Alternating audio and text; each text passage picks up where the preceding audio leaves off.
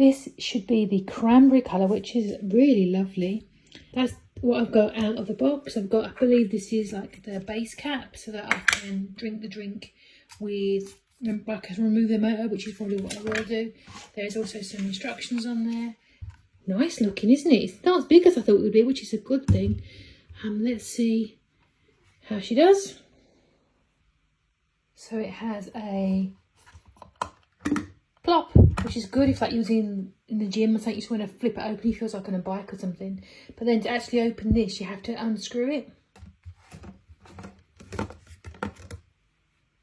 really like that it's got the measurements on the side, which is really helpful in metric, and the other one, imperial.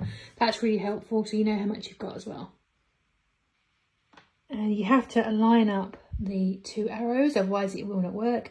I've made my first mistake by putting in the powder first, which, as an experienced lady who's made many of these, I should know not to do that.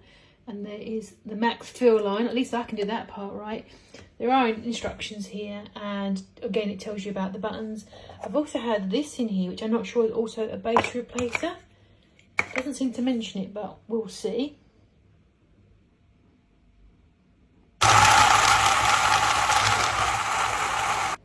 That's definitely thick, 2 C's.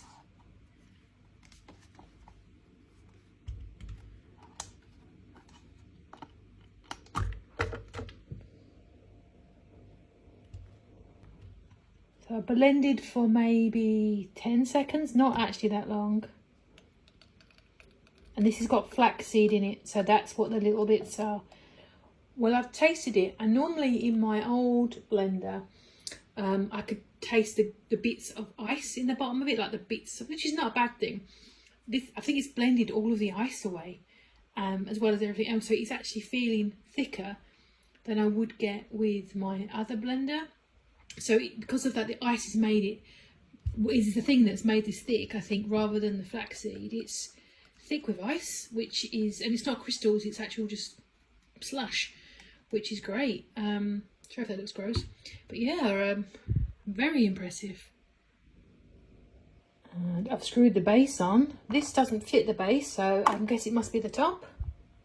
And I rinsed off the blender, and it's actually a protective cap, which I've never seen anyone else do. That is, I wasn't expecting it, and that's pretty smart, because obviously it'll protect your hands from touching it, and also get some of that dirt getting in there.